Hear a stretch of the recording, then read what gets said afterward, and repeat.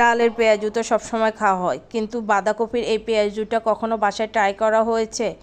প্রতিদিনকার থেকে ভিন্ন কিছু যদি বাসায় ট্রাই করা হয় তাহলে বাসার সবাই খুবই পছন্দ করে।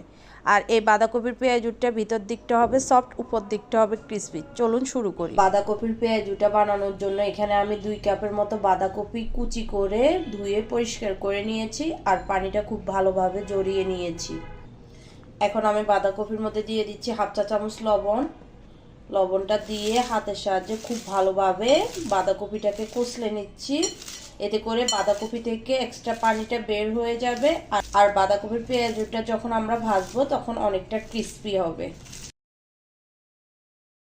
বাঁধাকপিটাকে আমি খুব ভালোভাবে কচলে নিয়েছি। এখন এটাকে আমি 10 মিনিটের জন্য একটা সাইডে রেখে দিব যেন বাঁধাকপি থেকে সম্পূর্ণ পানিটা বের হয়ে যায়। বেশ কিছুক্ষণ মেখে রাখার পর বাঁধাকপি থেকে অনেকটা পানি বের হয়েছে। আমি এখন পানিটা চিপে বাঁধাকপিটাকে একটা বাটিতে তুলে নিচ্ছি।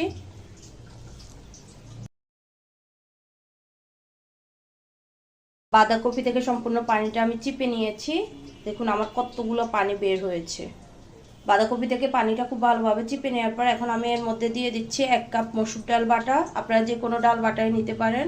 এখন ডালের মধ্যে দিয়ে দিচ্ছি 1/2 চা চামচ আদা বাটা, 1/2 চা চামচ রসুন বাটা, 1/2 চা চামচ হলুদের গুঁড়া, 1/2 চা চামচ জিরা গুঁড়া, 1/2 চা চামচ ধনে গুঁড়া, স্বাদ মতো লবণ। লবণটা বুঝে দিবেন যেহেতু আগেও লবণ দেওয়া হয়েছে।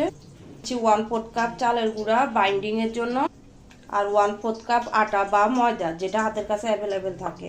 দিচ্ছি 1/2 কাপ পেঁয়াজ কুচি, 1 চা চামচ কাঁচামরিচ কুচি, 1 টেবিল চামচ ধনে পাতা কুচি। সবগুলো উপকরণ দিয়ে দেওয়ার পর এখন আমি হাতের সাহায্যে সবগুলো উপকরণ মিক্স করে নিচ্ছি।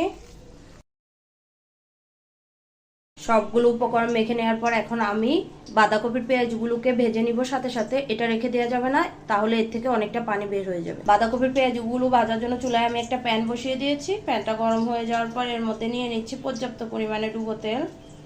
তেলটা খুব ভালোভাবে গরম হয়ে যাওয়ার পর আমি এখন একে একে বাঁধাকপির পেঁয়াজগুলো এই তেলের মধ্যে দিয়ে দিচ্ছি আর চুলার আঁচটা মিডিয়াম থেকে লোতে করে দিচ্ছি।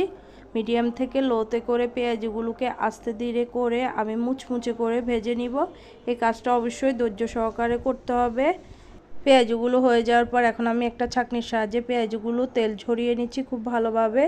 এরপর পেঁয়াজগুলোকে একটা কিচেন টিস্যুর উপর নিয়ে নিচ্ছি। সবগুলো পেঁয়াজও আমি একইভাবে ভেজে নিয়েছি আর এখন আমি পেঁয়াজগুলোকে একটা প্লেটে সাজিয়ে নিচ্ছি। আমি আশা করছি প্রতিদিনকার থেকে ভিন্ন একটা আইটেম যদি আপনারা ইফতারে রাখেন তাহলে আপনাদের কাছে এই রেসিপিটা অবশ্যই ভালো লাগবে। আর বাসায় এটা ট্রাই করলে আমাকে জানাবেন এটা আপনাদের কাছে কেমন লেগেছে। আজকের জন্য এই পর্যন্তই। আল্লাহ হাফেজ।